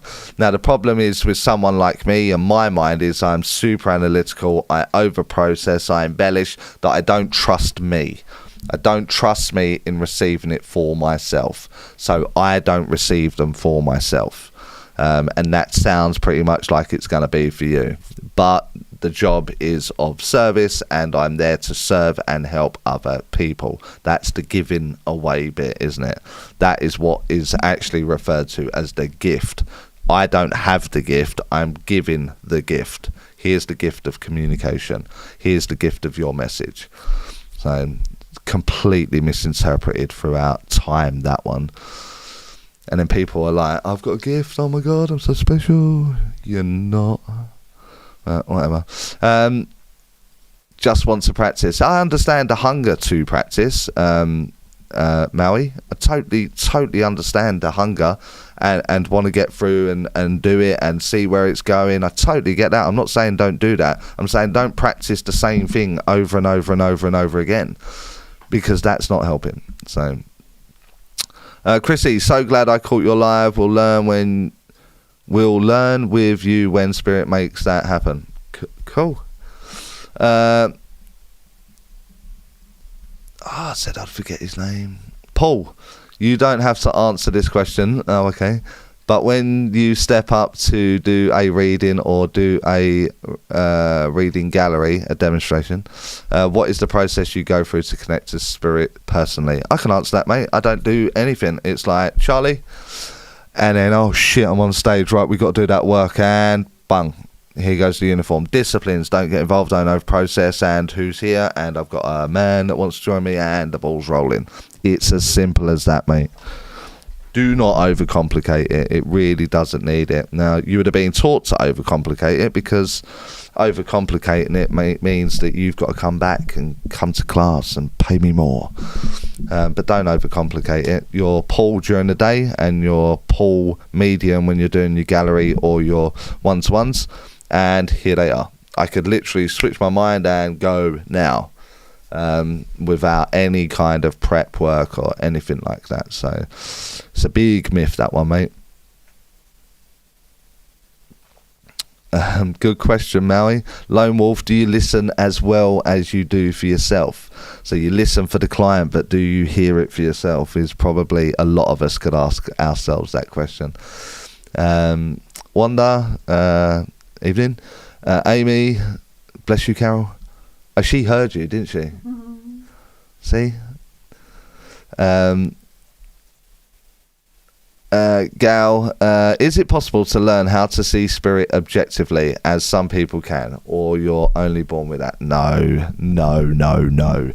Everyone's born with the ability of mediumship. Every single human being. If you have a mind, a brain, you have the ability to do it. Now, you can see it objectively, but it requires a lot more energy to see it objectively. Now, there is going to be two very distinct areas there. A man enters the room, and someone that hasn't developed mediumship, has no knowledge of mediumship whatsoever, and they see the man, is different from you having some development in mediumship, and a man entering the room and only you seeing the man, is two different styles of mediumship. Does that make sense? So one will become, first example, physical phenomena, where the spirit world can let everyone see who they are, and second example is clairvoyance, what is known as clairvoyance. Clear seeing objectively. That's all it is. Clear seeing objectively. It doesn't really offer much in evidence, though. So it's a lot of training, a lot of exhaustion in the energy with very little evidence. You'll counter argument with me, and you'll tell me about the clothes that he's wearing and the hair he's got and all that stuff, which is completely pointless. Because I've lost my mum recently, my dad recently, my sister many years ago, and I don't give a shit about their hair, their description of clothes, or I missed them, their being, their behaviour, their actions, their personality. They're the things that I miss, and clothes are irrelevant. So that now that image that you're working so hard for to see objectively is lackluster in its evidence. So it'll be okay for a little while, but then really, really kind of pointless in moving forward in evidential value. Tim Maguire, why is the politics within the churches so feisty when the spirit world is so pure, loving and amazing? Ego, mate. It's a simple answer. It's an ego. You know, someone's got a bit of a power position now, and that's it. They're taking the piss. They meant that personally. They did that personally to attack me, or they're talking about me, and now we're going to see the real individual come out, because they're going to start attacking on all fronts and being nasty or being vindictive or being manipulative or narcissistic, and it's not the spirit world, mate. So that's why a lot of people don't get involved with the churches now, don't they? For that simple reason. It's got like an organisation feel to it, or a cult feel to it, and all of that kind of stuff that goes there. That you go to the young today, and they don't want no part of that nonsense. They don't want to be part of it whatsoever. So yeah, we've got a bit of a problem on our hands with that. So we need the next gen in, mate. We need the next gen in, and if people keep doing it their way through their arrogance or ignorance or narcissism or their ego, their church will close. And so it's like, you are absolutely right. It is so pure. It is so loving. It is so amazing.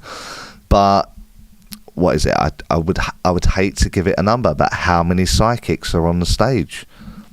How many people that don't really understand the process are getting up and talking about a spirit world, blaming a spirit world and saying they're not ready, they're not coming through, they're not doing, and all of this nonsense is being spouted from a church platform, and this is the problem. This really is the problem. So politics, it's ego, mate. It's ego. It all strips down to the individual and the ego, which that will be the first person to say, I am serving, I am under these demands, under this condition. So, yeah, it's not very good, mate.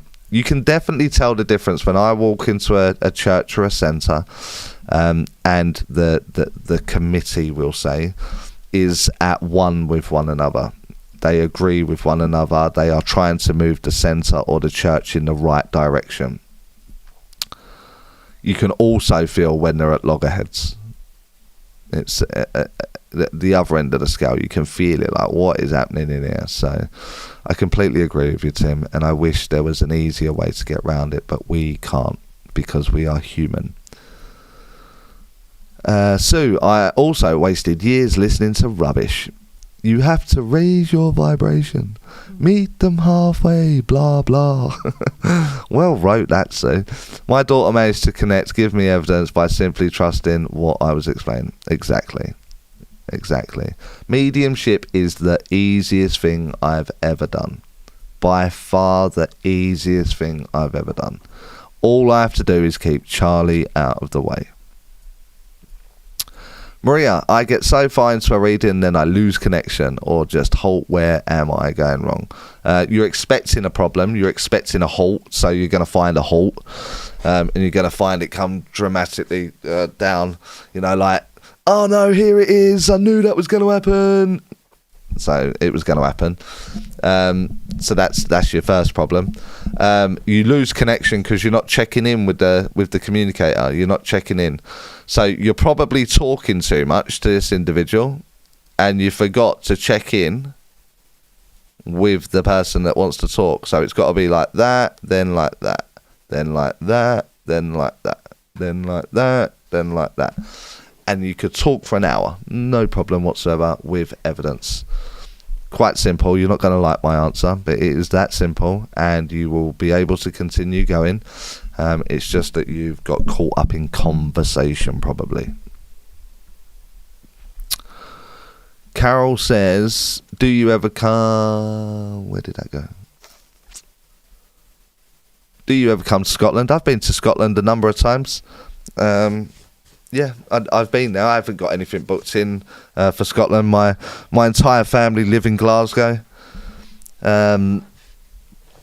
But as I said, not recently now, but I lost my dad, and that was I was up visiting him. I would throw a couple of centres in and go from there. So unless I did a private function, like hired a small theatre or something, then I've got to get my name known in the area. So I'm going to have to do a little bit of work to do that. And so for the time being, I won't be there for now. Unless someone books me in to do their thing. So I've had a super chat. It just flashed up. Does it have a question? Viewer activity. Where do I see that? I can't remember. Give me a minute, whoever sent that. No question. No question. You just sent me some dollars. That's very kind of you. Who was it? Oh, thank you, Paul. Thank you very much, Paul, for your super chat. Scotland. So I've answered that one. Mateus. And I know I said your name wrong. Also wasted a lot of time. Yeah, I know, mate. Years. I know. In classes where they taught you nonsense. I'm with you there, brother. Blue. Carol, they're talking to you. Are there any videos available on YouTube of Charlie conducting his mediumship readings? You will not find any live readings on any platform anywhere. Now, the reason I do this is for the same reason that I'll break it down. There is a video why I won't do it, but there is a preparation to it. I need to get my audience on the same page as me. So I'll start off real simple, and then I'll try to go through the gears. If they allow me to go through the gears, I'll go through the gears. Now, that may go a little bit controversial. That may go a little bit detailed. It may get like full on, whatever. And if you saw that and someone chopped it up and they just posted a clip of something, it's going to be pulled completely out of context. And so I won't do it a recorded session and put it out onto the internet. That won't be it won't be done. So that's why I won't do it. Now, again, I'm not ruling it out forever. I'm not. But you watch people's careers end, don't you? Because of individuals and taking like a joke out of context and not seeing the build up to what it was or anything like that. So I'm very, very cautious of the social medias of today. And I like doing the spiritual circuit as such. I do the churches, I do private functions, I do DEMS, I do theatre. So I'm usually never too far away from someone to come and see me, or I'll be in a city near you at some point that you would have to just make a journey to go and see me. The same way I would have to go if I like Ed Sheeran and I want to go and hear him sing, then I'd have to go to one of his concerts somewhere. That may be 3, 4, 5 hours away, and I would get in my car and I would go and watch him sing a song, for example. So same thing here.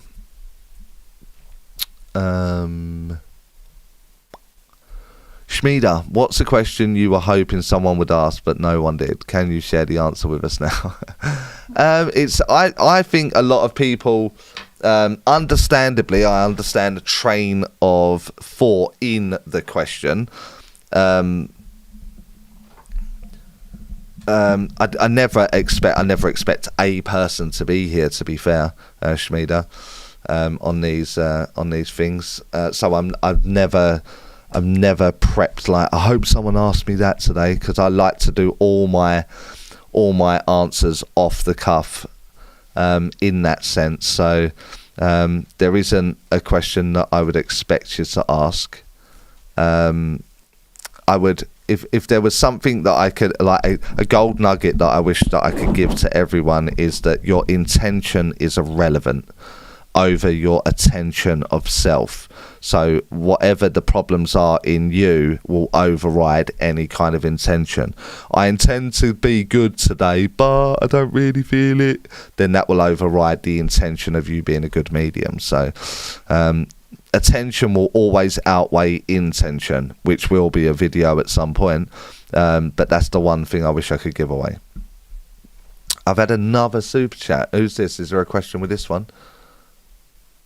Can you say it? It used to on YouTube. It used to Hazel.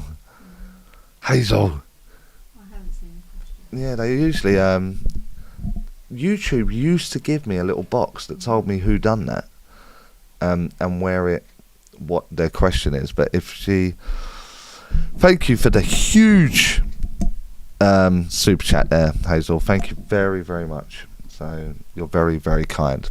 Lovely to have you in the stream. Maybe needs to go over it, didn't I? What is that button there? No, don't want that. Who was I talking to there? Shmida, wasn't it? Yeah. Lone Wolf. So you are saying mediumship is supposed to be used for an act of service. An act of service. Well, it is. That's what mediumship is. It's. I have. What other reason would you be using mediumship for? I want to connect you to that person that you miss so much, and therefore it's not really meant for giving messages for ourselves. I don't think so, mate. I don't think it's for us. And I think if I was to go and ask my parents, for example, that are in the spirit world, like, help me through life, hold my hand, guide me, I don't think I'm going to learn anything there. I think the hardships that our life is is because there are lessons of repetition and something that I'm meant to learn from there. I think they would love to give me all the answers, but they're there to support me through my journey. And the mediumship, the evidential mediumship aspects of that will be to bring in my client and show them that I have your dad here. This is your dad, look. And this is what he's asked me to say. Oh my God, that is my dad. Which then gives them a sense of peace, of healing, of whatever. But not for like walkthroughs in life, like avoid certain things, etc. So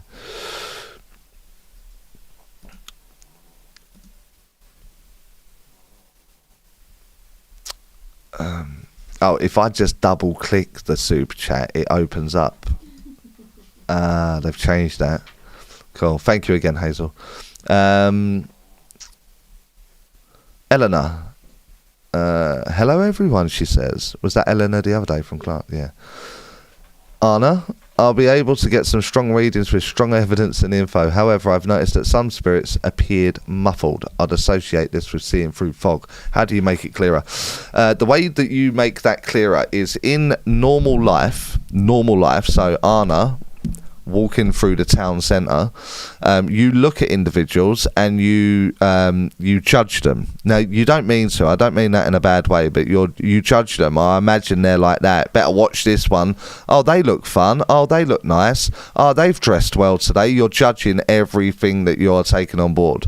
And so what happens is you get categories of individuals. They're nice. They're not so nice. They're okay. I don't really trust them. I wouldn't really do that. I love this individual. They're amazing. You pop them all in them individual boxes of your judgment, because that's what you do. That's life, isn't it? You're human. That's what you're doing here. So when you have one that appears to be in fog or at distance, or they're sounding muffled, there is an element of judgment there that has brought kind of like a mini red flag up in your head. And that's because of like, you're like that, I don't like you, or there's something weird about you, I'm not sure of you, will be very different to a reading that you do where you're like, oh my God, I love you, you're just like my fill in the blank, and that reading will go really smooth and lovely. So it's the judgment of the character stepping forward that you have, you need to adjust. So it is what it is. I don't give a shit who they are or what they've done, but I will be your voice today to help the person sat in front of me, which lowers the parameters of judgment. That will make it much, much clearer. Kirsty, hold on a minute. Thank you, Kirsty, for your compliment. I'm not reading it out though. Gal, I have a friend who can see like they are still here and talk to spirit. Introduce me to that friend. Introduce me. And then I will see what they say while I'm there. And I will let you know. Anna, I mostly see and hear them in my mind. So it's sometimes muffled like they're in the other room, or visually like fog to clarify. I've answered it. Do you have any thoughts on sitting in red light? During sitting in the power as well as during a mediumship session, you're awesome and insightful. You don't need red light for just normal mediumship, evidential mediumship. You don't need it at all. Now, the red light, I don't know if you know Ocean, where the red light comes from. It stems from circle sitting in the late 1800s, early 1900s, where there was no kind of like fluent electricity running through the homes or anything like that. And so what would happen is that you would get a home circle, because it was illegal back then. You would have a home circle where a few people would come together and they would sit near a fire.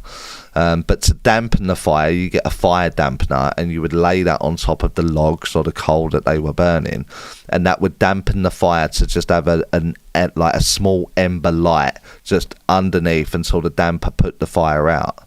Now, that red light situation stems from that situation, late 1800s, early 1900s, and so it would have been used in home circles throughout the late 18, early 19, right the way through to today. that they used the red light to give that soft glow that the home circles would have used back all the way back then. So you don't need it. But the only reason they were doing it like that was because it was illegal then. So you don't need red light. You don't need red light.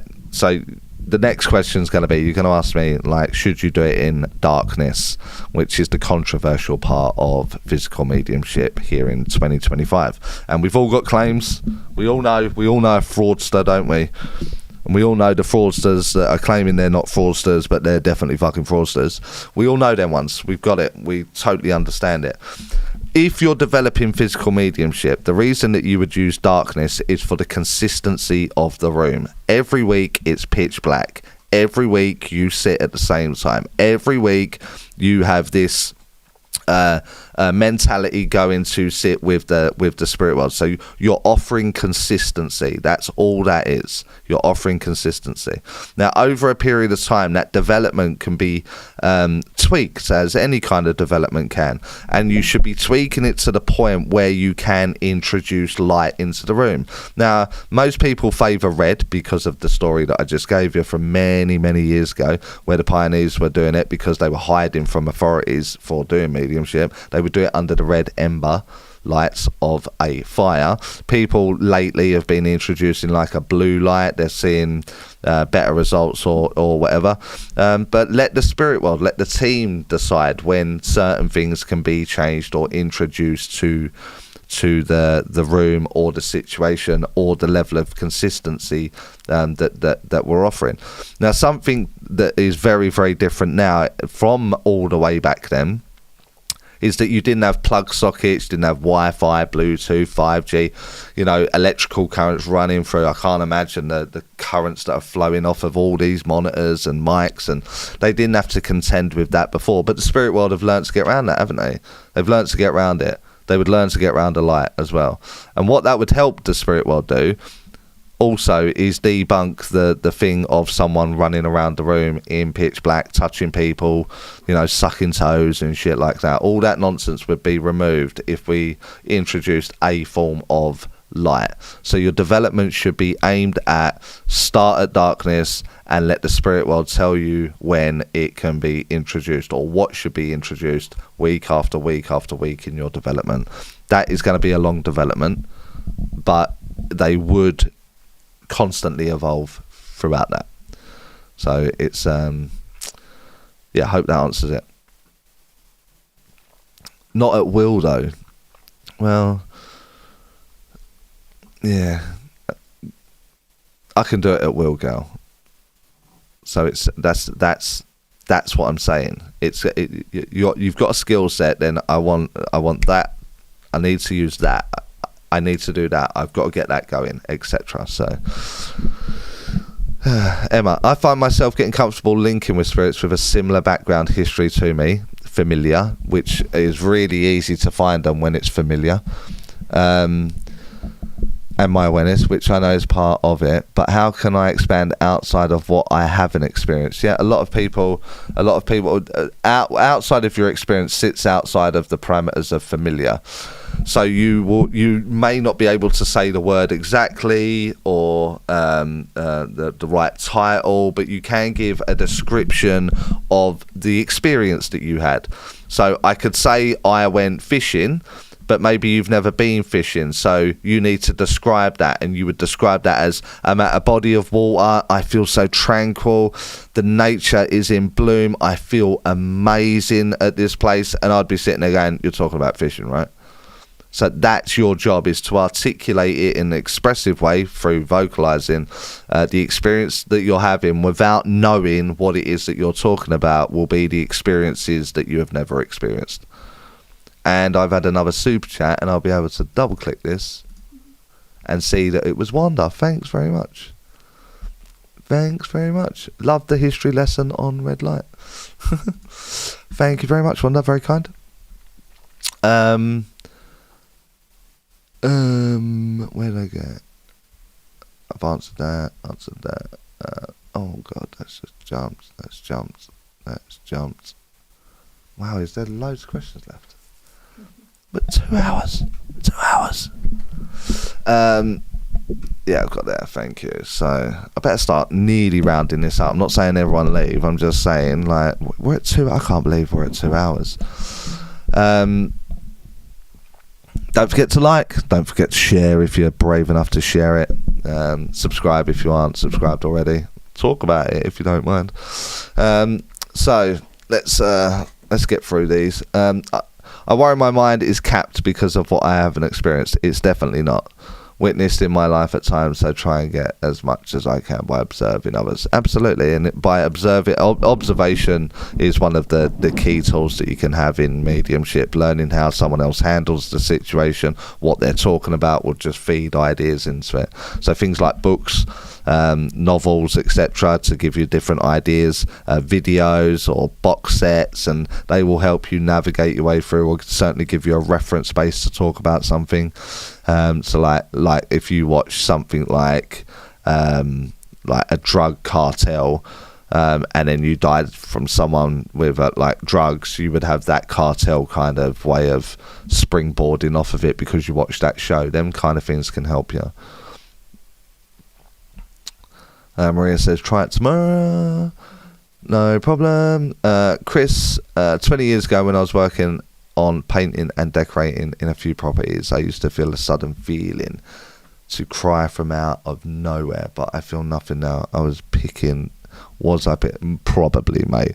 It's not that you're picking up on someone, it could be the fabric of the building. So if there's a tremendous, if it's an older building, there's a lot of energy's gone into those walls, and you may have a very similar mindset on the day that you've gone in and just matched it perfectly, and that could be that. Absolutely, it could be that.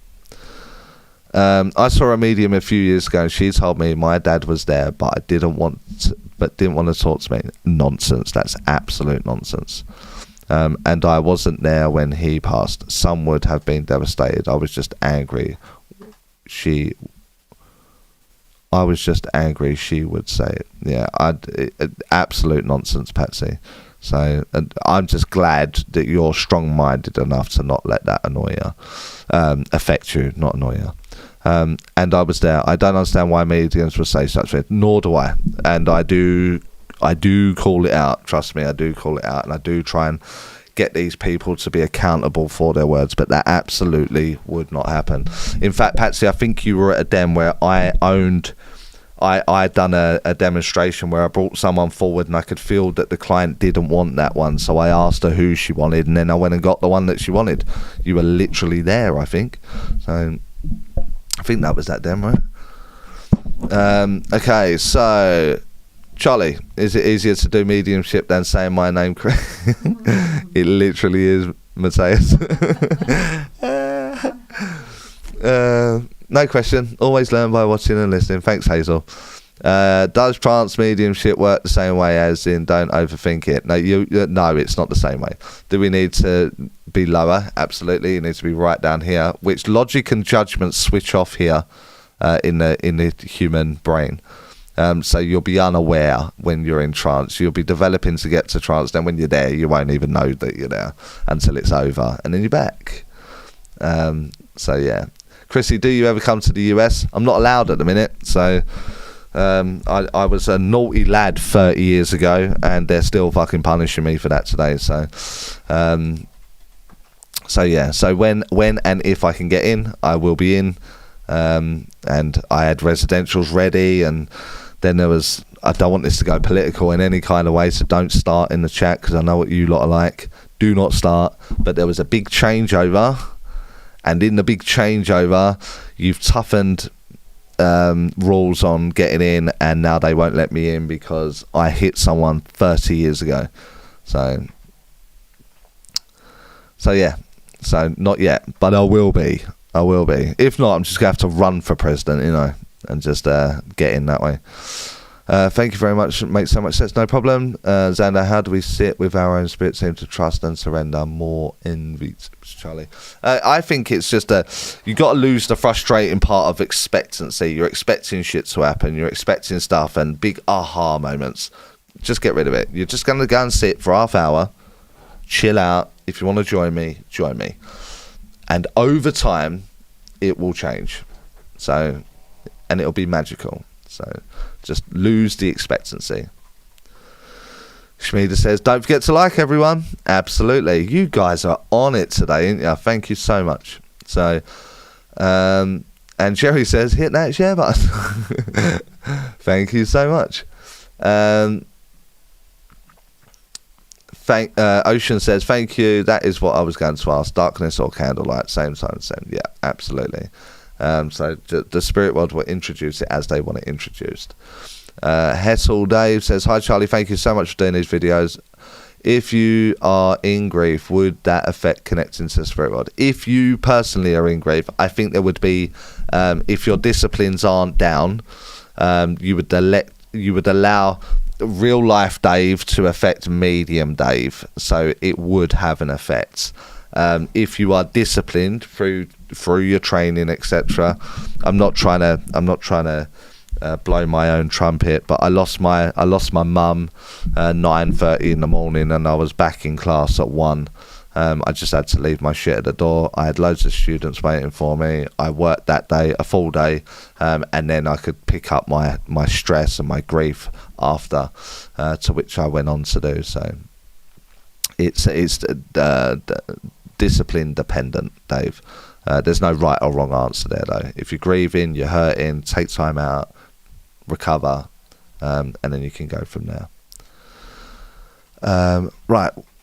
Yes, I was there. She wanted her dad, but her brother came. Was it not the other way around? She wanted her brother, but her dad came.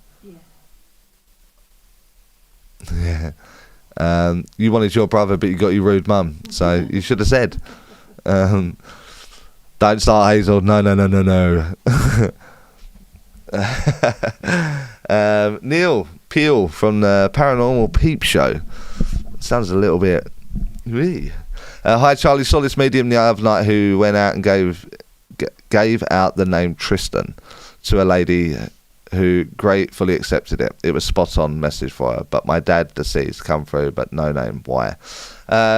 Maybe you didn't need it. It would be medium dependent, so I rarely do names, just because everyone relies so much on names, and I just got fed up doing it. So it'll be medium dependent, mate. But there's no reason why that every one of them know their name, and the name is available across the board. So I don't know why in that one particular one the medium didn't do it. So, but at least you got your communication from your dad, so that's cool. Christine, but you are still coming to Canada, right? Wink, wink, wink, nudge, nudge, nudge. I have my pass for Canada. I do have my pass, so it's just getting it right. It's got to be right. It's a long way, a lot of work, and a lot of money out of pocket, so it's got to be right for me. But Carol is working tirelessly behind the scenes sorting it out. Denise, I'm new to watching you. Mark Drake, you better be careful, Denise. Mark's in this chat. Oh, he's a good friend. You're lucky. I love listening to you. I'm so similar to working with Spirit. I'm like Marmite. I do need more guidance just by watching this live. Yeah, I mean, and that's all it might be. It's just like steer the path. So yeah. So that's the last couple in there. So we'll round it up with that. So Benice, thanks Charlie. I've been sitting with my team a lot more recently, and it's nice to know I'm doing the right thing. Absolutely.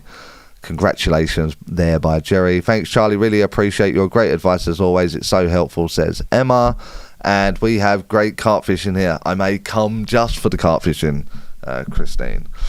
So I'm going to round it up there. I'll answer that last one. I'm not answering any more beyond Glenn. So I'm going to begin the wrap up here. Please like the video. It's really not that hard. Really, it's not. So I would really appreciate it. Subscribe if you aren't already. Share the video in your groups, in your closed groups, if you're not brave enough to put it on public profiles. I totally understand all of that. Don't forget to contact Carol on the website or the Facebook page. Any classes or anything you want information on. that'll all be available. I'll get another one of these set up soon for you so we can go over some more. Tag your newbie friends or your people that are having trouble in their mediumship, in their read, and I can try and help them with the use of a board, and we discuss it, give them some knowledge and all that kind of stuff. So it's been nice catching up with everyone for over 2 hours now. So thank you to the people that super chatted me and PayPal'd me your donations. That is really, really kind of you, and it just helps go back into the channel. Really, I just put all of that back into the channel to help maintain, because it's so expensive to do. So thank you again. Glenn's last question was, I'm liking what you're all about, Charlie. It's given me more confidence to get up on stage. Absolutely, as a trance medium. Good for you. Nice one, mate. Any plans to come to the US in 25? That depends if they let me in by then, so I will reapply, but we will see. Highly unlikely though. Thank you, Charlie. No problem. So everyone's saying thanks now, so cool. That's absolutely brilliant. I'll do an end screen, and just an end screen. You guys continue to talk in the chat if you want. You can use that here. I'll let that run for 5 minutes. I'll let it run 5 at the beginning, 5 at the end, and that's just nice for YouTube to be able to punch it out at that point there. Thank you so much for the questions and joining in and all that kind of stuff, and I will see you all next time.